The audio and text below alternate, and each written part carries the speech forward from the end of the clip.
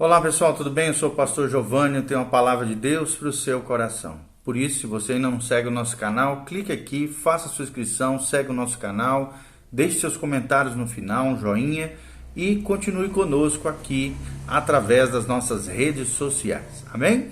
Nós vamos falar hoje sobre um tema muito importante para o discípulo cristão, para aquele que leva Deus a sério, para aquele que de alguma maneira quer realmente ter uma vida cristã frutífera, abençoada e também abençoadora, que é o crescimento.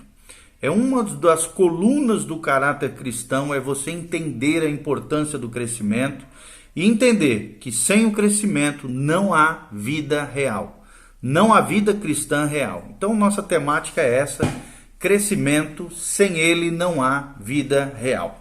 E pela sua própria definição, a vida é um processo de crescimento, amados. Tudo que está vivo está crescendo. Por exemplo, as mudas crescem para se tornarem árvores, em alguns casos, com vários metros de altura. Mesmo quando atingem a sua altura total, exibem um crescimento regular por meio da produção de novas folhas, novos galhos e novos frutos. O princípio do crescimento também é verdadeiro no campo espiritual, ou seja, uma característica essencial e inerente de cada pessoa no corpo de Cristo, que é a igreja, é o crescimento espiritual individual. E aí eu lanço uma pergunta para você: como está o seu crescimento espiritual? O pastor John Stott, um grande teólogo, ele classifica o crescimento espiritual como uma responsabilidade do crente. Já dizia John Stott, o grande privilégio do Filho de Deus é o relacionamento. Sua grande responsabilidade é o crescimento. Todos amam as crianças, mas ninguém, em juízo perfeito, deseja que elas permaneçam no berçário. A tragédia, no entanto, é que muitos cristãos, nascidos de novo em Cristo, nunca crescem, nunca amadurecem. Outros até mesmo sofrem o que a gente chama de regressão espiritual infantil. Ou seja, o propósito de Deus, nosso Pai Celestial, pelo contrário, é que todos os bebês em Cristo se tornem maduros em Cristo. E você também. Nosso nascimento deve ser seguido, sim, pelo crescimento. A crise da justificação, que é a nossa aceitação perante Deus, deve nos levar ao processo de santificação, que é o nosso crescimento em santificação, que Pedro chama de crescimento para a salvação, em 1 Pedro 2:2.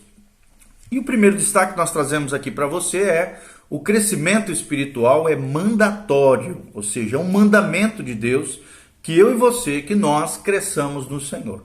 E é muito desencorajante, desapontador conhecer crentes cristãos que não se desenvolveram, não cresceram na fé. Como é chato, como dão trabalho.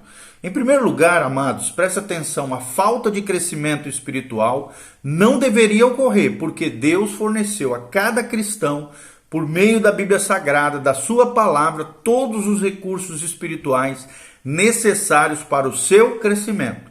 O crescimento espiritual é essencial para cada um de nós, e é possível sim, em Cristo Jesus, o nosso Senhor, e com a ajuda do Espírito Santo.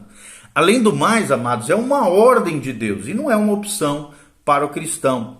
É uma ordem, como descreve a palavra do nosso Deus. Em 2 Pedro 3,18, o apóstolo aqui, Pedro, ordena a todos que somos crentes.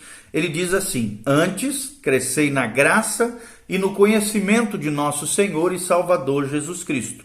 Ou seja, devemos crescer na esfera da graça de Deus, tanto no conhecimento bíblico, como no conhecimento e na experiência vivencial. À medida que o Senhor opera a sua vontade, por meio de todos os desafios da vida, tanto os fáceis como os difíceis, nós precisamos crescer. Glória a Deus por isso, e é isso que eu espero que você também seja despertado para o crescimento espiritual.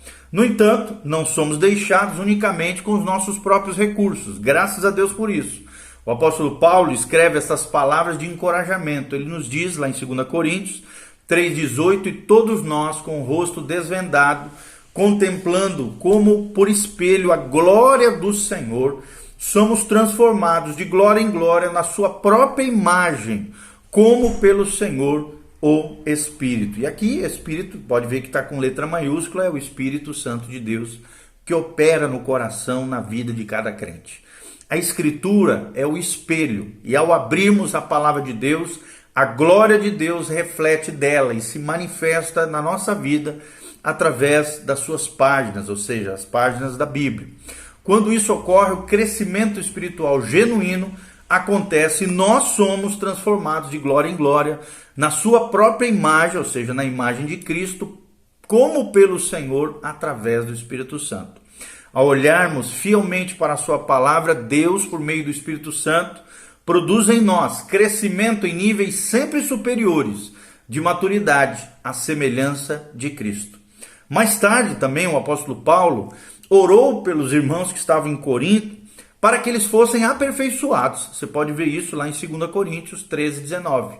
Ele queria aqui, Paulo, com veemência, que eles avançassem até o cume da completa maturidade espiritual. O apóstolo Paulo desejava seriamente esse crescimento para todos os crentes.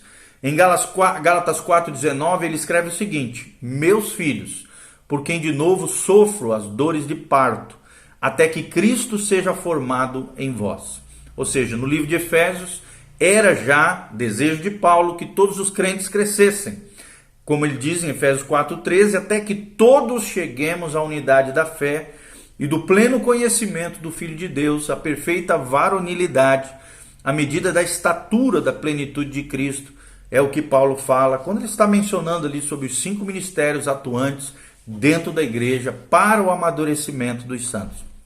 Quando também Paulo escreveu aos Filipenses, ele já era convertido há 30 anos e assim ele sabia bem que todos os crentes estavam continuamente sendo chamados à maturidade espiritual. Ele diz lá em Filipenses 3, de 13 a 14, irmãos, quanto a mim não julgo havê-lo alcançado, mas uma coisa faço, esquecendo-me das coisas que para trás ficam e avançando para as que estão diante de mim, prossigo para o alvo, para o prêmio da soberana vocação de Deus em Cristo Jesus, o nosso Senhor.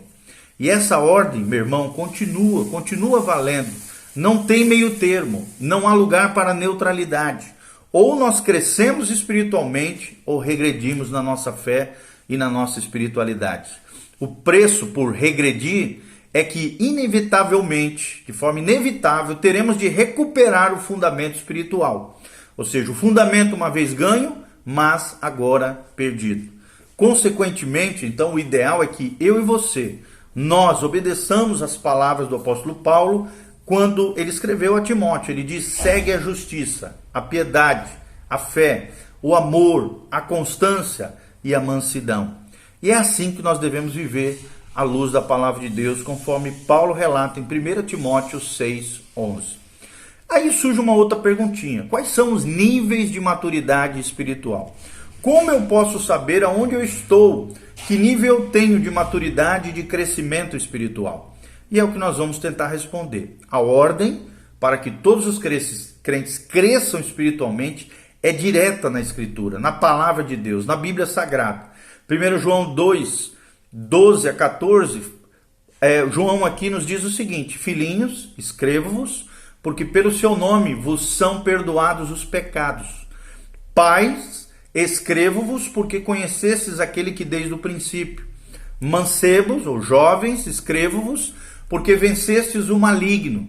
E vos escrevi, filhos, porque conhecestes o Pai. Eu vos escrevi, pais, porque já conhecestes aquele que é desde o princípio. Eu vos escrevi, mancebos ou jovens aqui, porque sois fortes, e a palavra de Deus está em vós, e já vencestes o maligno. Ou seja, João aqui claramente chama todos cujos pecados foram perdoados, lavados pelo sangue de Jesus, de filhinhos, é o que diz o versículo 12.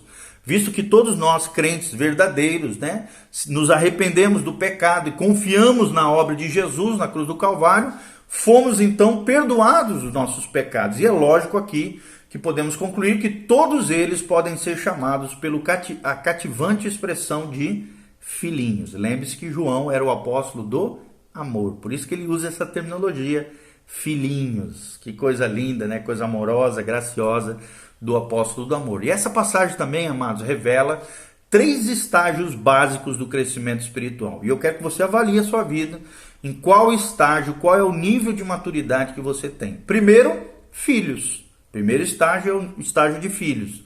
Está no versículo 13. A Bíblia diz que eles são diferentes dos filhinhos, do versículo 12. Ou seja, bebês espirituais, né? João se refere a uma subcategoria de crentes usando uma palavra que significa bebês espirituais. E menciona então 2 níveis mais avançados de desenvolvimento, que são os mancebos, os jovens, e os pais espirituais. Primeiramente, quem são os filhos ou os bebês espirituais? Como qualquer pai poderia testar, né, uma coisa evidente em bebês e criancinhas é a sua falta de discernimento sobre aquilo que é bom e aquilo que é mal para eles. Quando, né, os netos de um pastor, né, os netinhos pequenos visitam a casa desse pastor, eles não pedem cenoura ou algum outro lanche nutritivo. Não, eles querem uma barra de chocolate. Os pequeninos, as crianças, têm falta de discernimento dentro daquilo que é benéfico a cada um deles. Enquanto se movimentam, por exemplo, pela casa, as crianças, eles colocarão na boca qualquer coisa que conseguirem pegar ou tentarão explorar qualquer área, não importando quão perigoso seja. Ou seja, eles são absolutamente sem discernimento espiritual e ainda não estão treinados o suficiente para reconhecer os perigos da vida. Os bebês espirituais são assim, crentes novos, como também cristãos imaturos, que têm falta de discernimento. Efésios 4, de 13 a 14, nos conclama, né, nos invoca aqui a um chamado à maturidade, ao discernimento. Paulo diz em Efésios 4, 13 a 14, até que todos cheguemos à unidade da fé, ao pleno conhecimento do Filho de Deus, à perfeita varonilidade, à medida da estatura da plenitude de Cristo, para que não mais sejamos como meninos agitados de um lado para o outro, levados ao redor por todo o vento de doutrina, pela artimanha dos homens que pela astúcia com que induzem ao erro. Ou seja, quando alguém, ainda lutando em sua infância espiritual, começa a aprofundar o seu conhecimento de Jesus Cristo, conforme diz o versículo 13, acabará progredindo do nível infantil de entendimento para um nível maior de maturidade. E como é definido esse nível infantil? É a pergunta que surge. Paulo diz que isso se dá quando o indivíduo é agitado de um lado para o outro, levado ao redor por todo o vento de doutrina e pela artimanha dos homens, que pela astúcia com que induzem ao erro, conforme o versículo 14. Ou seja, isso resume o problema da infância espiritual, uma falta de discernimento e uma vulnerabilidade ao erro doutrinário. Falsos mestres acham fácil seduzir bebês espirituais, pervertendo a verdade de Deus. Portanto, é essencial que os novos cristãos sejam integrados na vida de uma igreja forte na palavra, onde serão bem alimentados com a palavra e completamente protegidos de todos os potenciais danos espirituais. Assim, a característica negativa predominante da criança espiritual é a falta de discernimento. No entanto, 1 João 2,14 identifica aqui uma característica positiva. A Bíblia diz, eu vos escrevi filhos porque conhecestes o Pai. Isso está na Almeida, revista e corrigida nessa versão. A primeira coisa que os pais normalmente ouvem e esperam ouvir da boca dos filhinhos é alguma palavra que soe pelo menos remotamente semelhante a mamãe ou papai. Ou seja, embora haja muita coisa que as crianças ainda não saibam ou não entendam, elas sabem que são seus pais e os reconhecem. E deles elas esperam alimento, carinho, amor e proteção. Do mesmo modo, o novo crente sabe que o Senhor é a sua fonte de alegria e bênção na sua nova vida espiritual. Porém, novamente, querido, a menos que seja protegido contra as influências doutrinárias, nocivas, destrutivas, a sua alegria logo desaparecerá. Regozijar-se-á num conhecimento básico do amor de Cristo. E esse é um ponto de partida maravilhoso para as crianças em Cristo. Mas todas elas precisam prosseguir no objetivo de se tornarem ainda mais semelhantes a Jesus. Segundo nível espiritual é os mancebos espirituais ou os jovens espirituais. Juventude espiritual. O que nós queremos dizer com isso? como crentes maduros, além da infância espiritual, agora eles atingem então o segundo nível de maturidade, que João chama de mancebos, jovens. Porque vencestes o maligno, diz 1 João 2,13. O grego aqui, a palavra grega para vencestes, está no tempo perfeito, o que significa que podemos atingir um ponto no nosso desenvolvimento espiritual em que já sobrepujamos, vencemos o maligno, que é Satanás, o inimigo das nossas almas. E essa vitória terá resultados contínuos em nossa vida espiritual. Vencer Satanás não é, no entanto, a mesma coisa que livrar-se do pecado. Satanás continua podendo nos tentar. E por meio desse sistema centralizado mundano, colocar muitas tentações ao nosso caminho. Mas ele não está diretamente nos fazendo cometer atos perversos. Quem faz são os seres humanos. Em vez disso, o diabo está muito envolvido no desenvolvimento de ideologias espalhadas por aí, antibíblicas, enganadoras, ímpias. Ele foi um mentiroso desde o princípio, que diz João 8,44. Você pode conferir em Gênesis 3,4, na queda de Adão também. E ele está ocupado, desenvolvendo todos os tipos de mentira, ideologias, filosofias falsas, religiões e todos os tipos de esquemas enganosos, conforme 2 Coríntios 10, de 3 a 5 e 2 Coríntios 11, 14.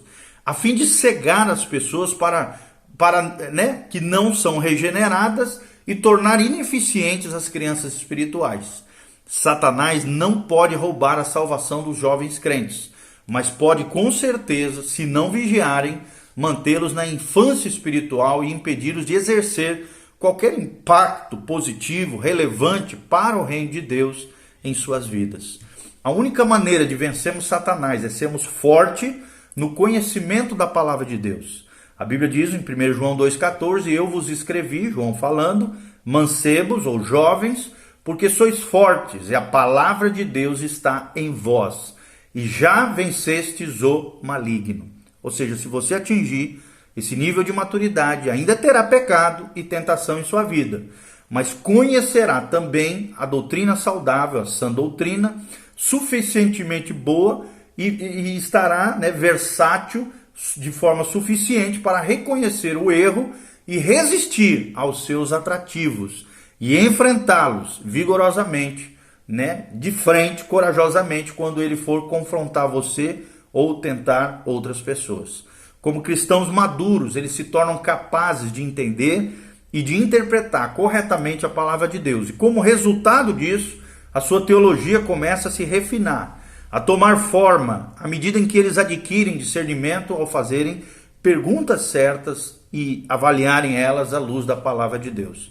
Com o seu conhecimento doutrinário jamais ampliado, vem então o desejo de discernir a Escritura e a teologia com crentes mais preparados, de modo que possam ser mais operantes em rejeitar os cultos equivocados e toda forma de erro doutrinário.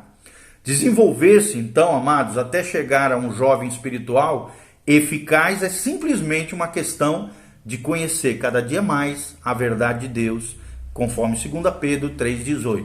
Ou seja, aumentamos a nossa compreensão e ganhamos músculos, espirituais ao estudarmos as Escrituras, do mesmo modo que ainda uma academia de ginástica e fazemos exercício, nos tornamos mais fortes aqui e nos dará aparentemente uma quantidade ilimitada de força física e de energia para vencermos o inimigo. À medida em que você amadurece, amado, como um jovem espiritual, aqui lembrando, não está falando de idade, você adquirirá uma propensão vigorosa e apaixonada pela verdade, porque a sua teologia está entrando em foco, alinhamento com o céu. Você pode usar a palavra para discernir os tempos, as tendências na nossa sociedade e assim lidar com as questões importantes da vida ao nosso redor. Você crerá no que a Bíblia diz e no que a Bíblia ensina sobre as grandes verdades redentoras que dominam a palavra de Deus e conhecerá essas verdades e as entenderá de maneira lógica, espiritual, irracional e sobrenatural também. Então, nesse sentido, você permanecerá em solo firme, em solo forte, constante, sempre abundante e perseverante no Senhor. O terceiro nível são os pais espirituais. O que nós queremos falar com isso? Por mais que a vida cristã possa ser edificante durante o nível anterior, de mancebo, e haver crescimento, esse não é o ponto onde o nosso amadurecimento deve terminar. João identifica duas vezes uma terceira categoria de desenvolvimento. 1 João 2, 3 a 14, ele diz: Pais, eu vos escrevo. Pais, eu vos escrevi. Versículos 13 e 14. Ou seja, há uma diferença clara entre esse último nível de maturidade e o anterior. Enquanto a juventude espiritual está animada, extraindo seu conhecimento bíblico, doutrinário, conjuntamente, e aplicando-o vigorosamente, no seu dia a dia, nos problemas, o pai espiritual, seja homem ou mulher, pai ou mãe espiritual, tem a sensação de descanso, tranquilidade e profundidade de caráter em Deus.